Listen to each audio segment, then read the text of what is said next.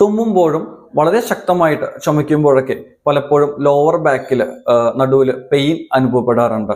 അപ്പോൾ ശ്രദ്ധിക്കേണ്ട കുറച്ച് കാര്യങ്ങൾ, വളരെ സോഫ്റ്റ് ആയിട്ടുള്ള ഒരു കുഷ്യൻഡ് ആയിട്ടുള്ള ചെയറിലാണ് അല്ലെങ്കിൽ വീട്ടിലുള്ള സോഫ സെറ്റിയിലൊക്കെ ഇരിക്കുമ്പോഴാണ് നമുക്കൊരു സെൻസേഷൻ വരുന്നതെങ്കിൽ എണീറ്റ് നിന്നുകൊണ്ട് തുമ്മല ചുമയോ അത് ചെയ്യാനായിട്ട് ശ്രമിക്കുക.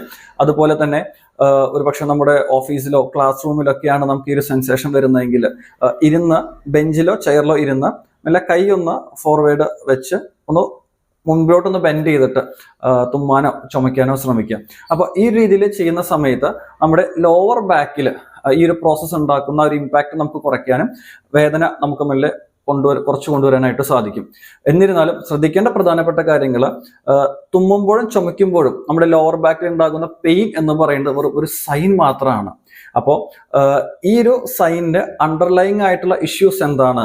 ഒരു പക്ഷെ മസിൽ സ്ട്രെയിൻ ആകാം, ലിഗമെന്റ് സ്പ്രെയിൻ ആവാം, അതുപോലെ തന്നെ ഡിസ്ക് റിലേറ്റഡ് ആയിട്ടുള്ള ഇഷ്യൂസ് ആയിരിക്കാം, അതല്ലെങ്കിൽ മസിൽ ടോൺ റിലേറ്റഡ് ആയിട്ടായിരിക്കാം. അപ്പോൾ എന്താണ് റൂട്ട് കോസ് എന്ന് നമ്മൾ കണ്ടെത്തി അതിനെ അഡ്രസ്സ് ചെയ്താൽ മാത്രമേ നമുക്ക് ഈ ഒരു കാര്യത്തിൽ ലാസ്റ്റിംഗ് ആയിട്ടുള്ള റിസൾട്ട് നമുക്ക് വരുന്നുണ്ടാവുള്ളൂ.